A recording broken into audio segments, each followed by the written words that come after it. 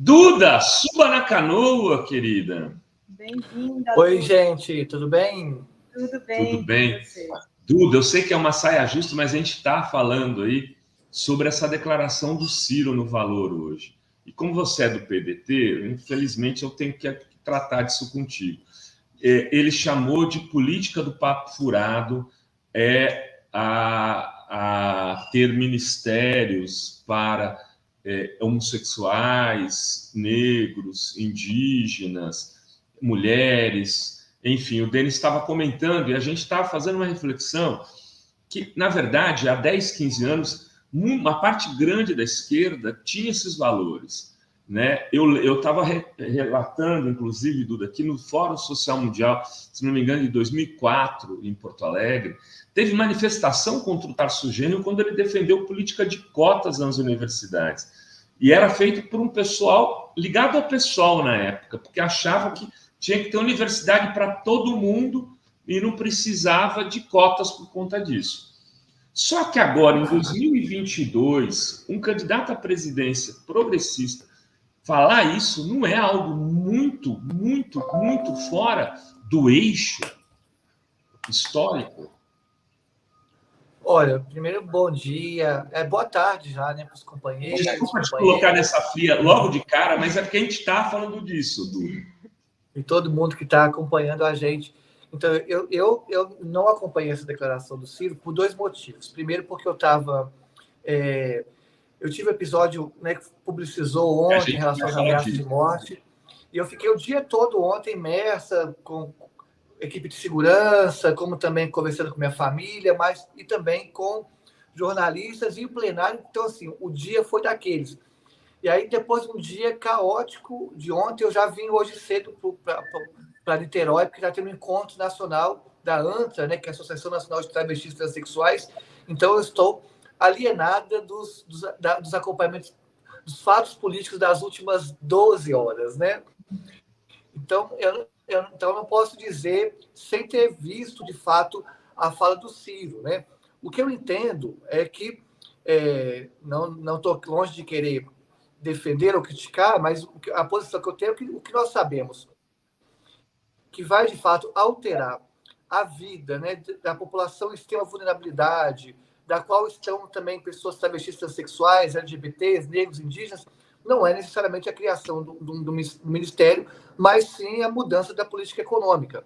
Né? Se não há uma mudança da política econômica, a gente não vai trazer mudanças significativas para esses grupos.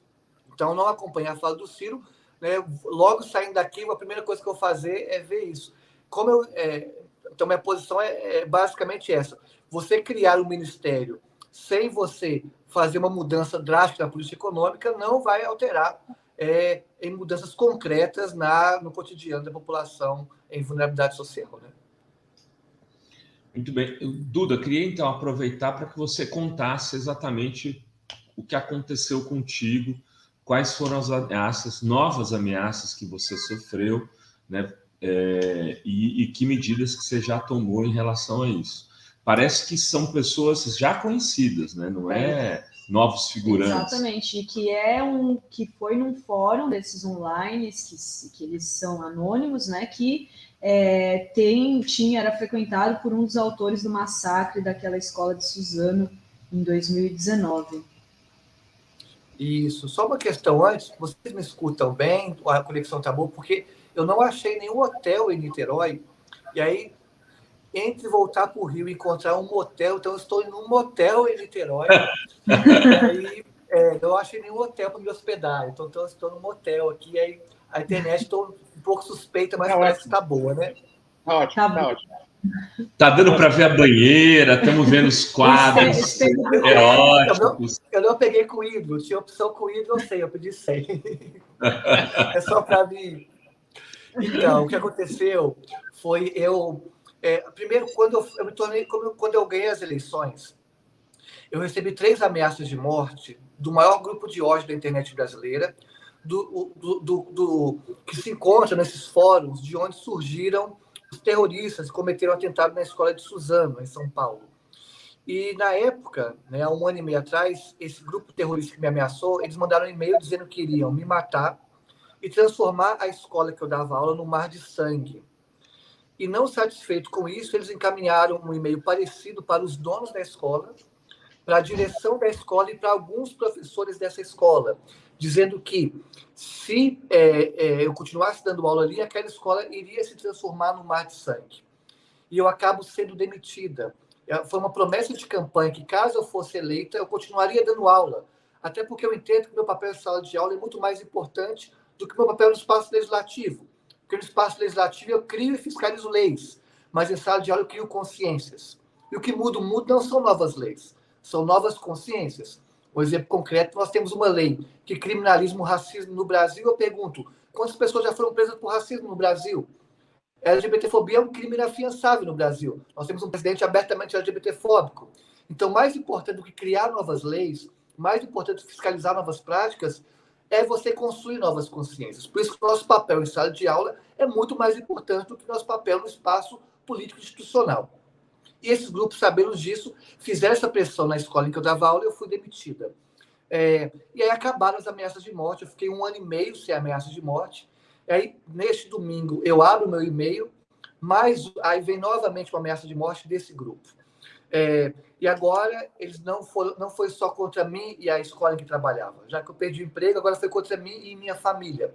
E eles mandaram um e-mail dizendo que perder o emprego foi o primeiro passo. Que agora, se eu continuar, entenda-se, né? Estar na política, eu iria perder a minha vida, iria matar a minha família também. E aí assinam esse e-mail com o 14/88. O 14, esse 14/88 são símbolos de alusão ao nazismo. O 14 se refere a 14 letras, ou melhor, 14 palavras de uma frase de supremacia racista, de um intelectual racista. E 88, o 8 é a 8ª letra do alfabeto, que é o H. Né? Então você tem 88HH como alusão ao Heil Hitler. E aí nós fizemos a denúncia, né, na Delegacia de Crimes Cibernéticos, e o pior, essa pessoa que me ameaçou, essa assinatura, porque tem um nome também, que é o William Maza, ameaçou também 2 jornalistas do Congresso em Foco. E eles também fizeram uma denúncia no Distrito Federal, e nós estamos articulando essas polícias a fim de chegar aos culpados. O fato é, desse grupo, uma pessoa já foi presa semana passada, um menor de 17 anos. E aí nós estamos investigando para ver se esse William Maza é de fato criminoso ou se pegaram ele como bode expiatório, ou seja, querem incriminá-lo. Nós já encontramos esse William Maza, sabemos onde ele mora, sabemos todos os dados dele. Agora a polícia está investigando para ver se foi ele o culpado ou se usaram o nome dele para nos ameaçar. Nossa, é assustador, assustador, né? Não, é mais assustador de tudo para mim é o seguinte: quando você fala de neonazismo, você tem um pessoal que não reivindica o legado do Hitler, se diz neonazista. Esses reivindicam, né, Duda? Abertamente, tá? E o e-mail, depois das ameaças, o e-mail ele encerra assim: mate um homossexual, espanque um negro, roube um judeu e estupre uma mulher. Aí termina com 14/88 e o nome desse William Maza, que nós estamos averiguando se é o culpado ou se usaram o nome dele para incriminá-lo. O fato é que essas pessoas frequentam esses fóruns da Deep Web, né, há um acúmulo da Polícia Civil em relação a isso, e o problema é que eles usam um e-mail que é o proton.me, que é um e-mail suíço. E na Suíça há uma legislação que defende o anonimato, que protege o anonimato. Por isso nós não conseguimos encontrar os culpados das ameaças de morte de 1 ano e meio atrás. Mas agora, para eles se ferrarem, é que a Polícia Civil fez uma parceria com esse proton.me. Então, esse site da Suíça, esse e-mail da Suíça, está encaminhando os dados para a Polícia Civil do Brasil. O fato é que há uma rede articulada de neonazismo no Brasil. Essas células neonazistas se multiplicaram nos últimos anos, sobretudo dentro do governo Bolsonaro, né? Se multiplicaram consideravelmente, porque esse governo chancelou essas atitudes neonazistas, e nós temos que enfrentá-los. Foi ameaça contra mim e contra 2 jornalistas do Congresso em Foco com a mesma assinatura. E ontem, a Manuela Dávila, domingo, a Manuela Dávila também foi ameaçada. Eu conversei com a Manuela Dávila hoje e ela me disse que a pessoa que ameaçou, que também é de um grupo neonazista, foi preso, foi pego pela polícia, sabe?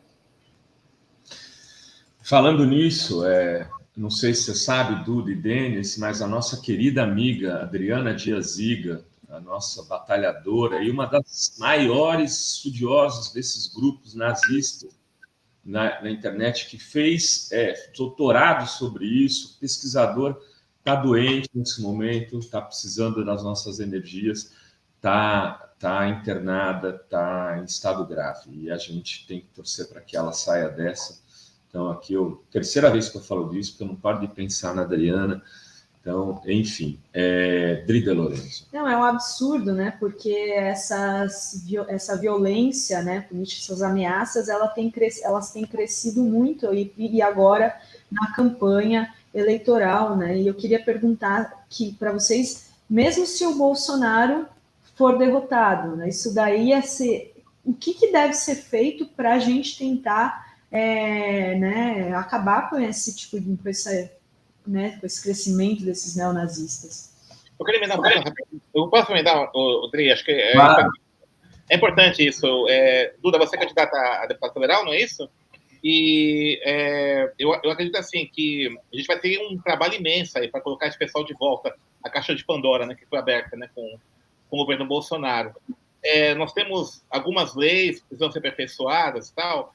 E quais políticas públicas, por exemplo, pode pensar, você propõe defender, inclusive, né, caso, vai ser eleita com certeza, para que a gente comece a caminhar para um enfrentamento institucional disso, né? Porque, infelizmente, o caso seu, o caso da Manuela Dávila e de vários outros aí lutadores, né? O assassinato ali dos indigenistas, né? Ali na Amazônia, enfim, é uma coisa grave. Marcelo Arruda, né? Agora. Exato. Então isso está acontecendo assim de forma, né, disseminada. Que tipo de enfrentamento pode ser feito a partir das instituições, né? O Congresso, política pública, legislação, pode ser feito para que a gente possa efetivamente debelar isso? Obrigado, companheiro, pela pergunta. E eu tenho só fazer um parênteses antes. A gente já tem o diagnóstico, acredito que os companheiros e companheiras também têm, de que as eleições desse ano serão as eleições mais violentas da história desse país. Isso é muito preocupante, né? A gente enfrentar uma campanha marcada pelo ódio e com uma violência nunca antes vista e mensurada na história do Brasil. Então, eu até faço um apelo para os presidenciáveis, e se eu fosse candidato à presidência, eu o faria. Se eu estivesse no lugar do Lula, no lugar do Ciro, do Leonardo Péricles, eu o faria. Eu tentaria iniciar, antes de começar as eleições, um pacto com os candidatos à presidência, a fim de que, entre eles, fizessem um acordo nacional para que pedisse para que seus seguidores evitassem, combatessem a violência política. E eu sei que é difícil, que com o fascista não se dialoga, com o nazista não se dialoga, né, se combate. Mas eu entendo que, pelo menos, o convite deveria ser feito, por exemplo, para que todos os candidatos à presidência, se reunissem e fizessem um pacto, uma carta pública, uma conversa pública em defesa do combate à violência política. Trago como experiência, por exemplo, quando acontece nos campos de futebol, né? Quando o clima está muito aguçado para a violência, o que os presidentes costumam fazer? Eles almoçam um dia antes. O presidente do Corinthians com o presidente do Palmeiras se encontram, almoçam um dia antes, como se fosse um recado simbólico para os torcedores. Olha, nós aqui somos rivais no campo apenas. Nada além disso. Então, que as brigas fiquem no campo das ideias. Então, acho importante que haja essa conversa, que haja esse pacto. E se o Bolsonaro vai participar ou não do pacto, aí o convite foi feito. O convite foi feito. E ele dizer não já é uma resposta clara, mais um atentado à democracia. Mas eu acho que seria importante os candidatos fazerem esse pacto e conclamarem esse pacto para que nós não tenhamos mais mortes nesse contexto de política, mais atentados nesse contexto de eleição, porque o que espera, infelizmente, são atentados. A eleição nem começou, nós já tivemos mortes do companheiro lá que era morreu assassinado por um bolsonarista, essa ameaça de morte contra mim, contra a Manuela Dávila, e nós não sabemos o que nos espera. Então, acho que isso é um ponto. Eu conclamo os candidatos à presidência a fazerem isso. E, agora, do ponto de vista do parlamento, eu acho que, primeiro, é fundamental a gente, né, tipificar mais ainda a questão do crime político, que no Brasil ainda é algo muito novo e falta ser melhor regulamentado. E, para além disso, a gente tem que aprofundar o debate de gênero em sala de aula, aprofundar o debate sobre o combate ao racismo em sala de aula. Isso que estava começando a fazer nos governos anteriores e que o Bolsonaro colocou, né, escanteou do debate e criminalizou esse debate, né? Então, não adianta nada criarmos novas legislações se ela não vier acompanhada do avanço de consciência que a gente estava construindo. Vamos lembrar o Brasil há 10 anos atrás. Há 10 anos atrás, esses debates aconteciam em sala de aula. Os professores não eram criminalizados como está sendo agora. Então, é importante a gente voltar a essa agenda de aprofundar o debate sobre o combate ao racismo, as intolerâncias e as fobias em sala de aula. Eu acho que esse é o caminho, a médio e longo prazo, mas que traz frutos grandiosos para a democracia. Muito bonito, é isso aí. Eu sei que vai ter um candidato que não vai. Eu e toda a torcida jovem do Santos, mais a do Corinthians. Você é Coelho, Cruzeiro ou Atlético Mineiro, Duda? Ou Galo? Eu parei de acompanhar futebol porque o futebol me fazia muito mal. Porque o futebol, assim como a política, assim como a arte, é muitas das vezes espaço para você projetar suas loucuras. Porque trabalha com o campo dos sonhos, das paixões. Então, já basta a política. A gente já sofre muito nela. Então, eu extravaso ali os meus sonhos, paixões. Deixo o futebol para vocês. Tá bom. Eu vou ficar, então, também com o futebol. Não deixo ele de lado, não, viu, Duda? Gente, Denis Oliveira, alguma pergunta? Mas o Drio, acho que o Denis... Tem aqui uma pergunta da Luzia Azevedo, dizendo, Duda, como as instituições públicas, MP e as polícias estão recebendo essas denúncias de ameaças, né, a você? E antes de você responder, vou agradecer a Luzia, que está chegando de membra, a gente precisa de membros e membras aqui, e membres, e a Francilene Muniz, muito obrigada também. Como que têm sido recebidas essas denúncias, Duda? Nós fizemos a denúncia na Polícia Civil, que foi muito bem acolhida. Hoje, aqui em Niterói, eu vou ter uma reunião com a Comissão Interamericana de Direitos Humanos. E amanhã nós vamos buscar a justiça eleitoral, porque nós entendemos também que foi um crime eleitoral, um crime político. E vamos unir essas sobre força-tarefa para buscar encontrar os criminosos e tomar uma ação a partir disso, né? Então, o primeiro passo. Eu quero agradecer aqui publicamente o prefeito de Belo Horizonte, Fuad Numan, que me ligou logo quando ficou sabendo do atentado contra mim, é um atentado psicológico até então, e colocou a Guarda Municipal à disposição para escoltar tanto eu quanto minha filha. Violência contra nós estamos acostumados e acostumadas. Já dizia aquela frase atribuída ao Che Guevara, há que se endurecer sem perder a ternura jamais. Nós nos endurecemos na luta, mas não deixamos de lado a dimensão da poesia, a dimensão dos sonhos, a dimensão da paixão, que é importante na construção da poesia. Agora, o problema é o atentado contra minha família, contra minha filha, né? Que é um peso muito grande. São covardes. E esse crime tem sempre essa assinatura. É contra a pessoa, mas também contra a família. Né? O que aconteceu com a Manuela Dávila no contexto das eleições presidenciais foi vergonhoso. Foi vergonhoso expor na filha dela, o companheiro dela, sabe? Então, nós temos que enfrentar isso. E a melhor forma de enfrentar é sepultar o bolsonarismo, que vai ter como primeiro passo a prisão do Jair Bolsonaro a partir do dia 1º de janeiro, que nós vamos ter, de fato, um governo progressista e o Bolsonaro na prisão, e que ele leve junto o Moro e os moristas também, que pavimentarem esse caminho, sabe? E aqui em Minas Gerais, o Aécio Neves também, se for junto, a gente vai ficar feliz, viu? Falar nisso aí, vai ter aliança do PDT com a Aécio, Duda? Infelizmente, está caminhando para esse caminho aqui em Minas, sabe? Infelizmente, eu me posicionei contrária, porque aqui o Marcos Pestana, que é um bom quadro, diga-se de passagem, né, do PSDB. O problema é que ele vem, ao se aproximar do Marcos Pestana, acaba também, na minha leitura, trazendo a reboque o grupo do Aécio Neves. Então, eu me posicionei contrário, não tem nada definido, mas está bem acaminhado. Eu represento o setor do partido que não quer esse tipo de aproximação, mas está avançando, porque nós temos a leitura que aqui em Minas Gerais, né, primeiro, que o Aécio Neves ele foi um dos responsáveis pela crise política, institucional e democrática que nós estamos. O Aécio Neves foi o primeiro a questionar o resultado das eleições e conclamar o povo para a rua para atacar uma presidenta democraticamente eleita. E fez uma grande bagunça no Congresso Nacional para evitar, né, a governabilidade da presidenta Dilma. Então, Aécio Neves é um dos culpados.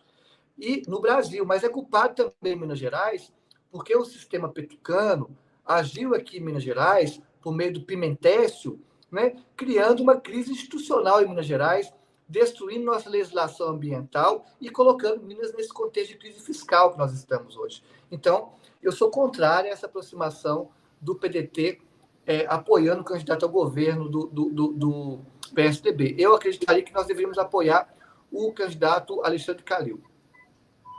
Muito bem. Duda, que não sei se vocês sabem, desistiu da candidatura ao Senado e é candidata a deputada federal por Minas Gerais. Eu, aqui do meu cantinho, não estou falando isso para vocês não votarem nela, mas eu acho que vai ser uma das mais votadas, né? E é muito bom que assim seja e que se eleja com ela não pode pedir voto, mas eu posso. Ó. E Duda, você foi uma das grandes defensoras da Serra do Curral contra esse projeto absurdo da mineração lá. Como que está essa luta? Eu vi que atualiza para a gente como que está essa questão. É importante dizer que o que há por trás do debate da Serra do Curral. O que há por trás do debate da Serra do Curral é um desmonte da legislação ambiental no Brasil e em Minas. E esse desmonte da legislação ambiental, vou dar um exemplo, ele aconteceu em dezembro de 2018. Dezembro de 2018, teve uma reunião aqui o desmonte possibilitou que em dezembro de 2018 tivesse uma reunião do Copan aqui em Minas Gerais, e essa reunião possibilitou 3 licenças conquistadas no mesmo tempo. Uma licença que demoraria coisas de anos para se conquistar, para ter um debate maior, se conquistou em horas. E aí, dias depois de conquistar essa licença, que era uma licença para ampliar a mineração em Brumadinho, dias depois teve o rompimento da barragem. Então, essa flexibilização da legislação ambiental, que é muito séria aqui em Minas Gerais, possibilitou que na Serra do Curral atuasse mineradoras sem licença ambiental. Nós temos hoje na Serra do Curral mineradoras sem licença ambiental. Qual o cenário que está agora? Eles não avançam, nem nós avançamos. Está parada a briga, porque nós estamos mobilizando, continuamos chamando manifestação, continuamos na rua e está parado o projeto Tamisa de Mineração, que é um projeto faraônico que vai destruir a Serra do Curral de vez. Então está parado e eles não avançam, mas também nós não avançamos. Para vencer, nós temos que derrubar o governador Romeu Zema na sua reeleição. O governador Romeu Zema significa, ele é um office boy das mineradoras. Um office boy das mineradoras. Então, se nós não queremos mineração na Serra do Curral, nós temos o dever moral e ético de não reeleger o governador Romeu Zema e colocar lá um governador progressista. O Alexandre Calil já se posicionou contra a mineração na Serra do Curral, o Marcos Pestana também se posicionou contrário, mas o Zema é o único favorável à mineração na Serra do Curral. Temos que vencê-lo. Muito bem. Muito bem. Não sei se o Denis tem mais uma pergunta. Estamos caminhando para o encerramento desse bloco. Denis, algum encerramento, uma mensagem final, meu amigo? Não. Eu acho assim que eu acho que todo esse relato, né, da Duda só mostra a importância de políticas públicas, né, de combate à intolerância, a educação, né, fundamental. Concordo, né, com a Duda que a escola é o espaço privilegiado para se fazer isso, né? Então é importante que o Congresso Nacional, né, a ser eleito, né, os governantes a serem eleitos, se debrucem sobre isso, sobre essa importância de políticas públicas contra a intolerância. E tem aqui um superchat da Vênus Abrapur. Oiê, companheiros, não devemos ter medo de taxar os bolsonaristas de admiradores do nazismo. É isso, né, que eles são mesmo. Queria agradecer muitíssimo a Duda. sempre muito gentil aqui também de nos atender. Diretamente do motel Duda Salabert, olha só.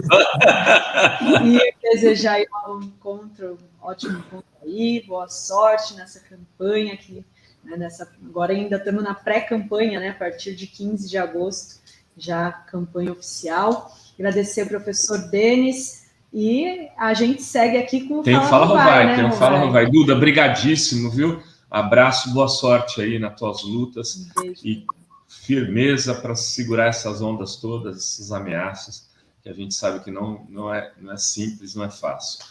Denis de Oliveira, queridíssimo, sempre com a gente aqui, brigadão também. Vamos ver se a gente se encontra hoje, estamos perto. Beleza, tranquilo, se encontra. Valeu. Beijo, gente. Beijo, valeu.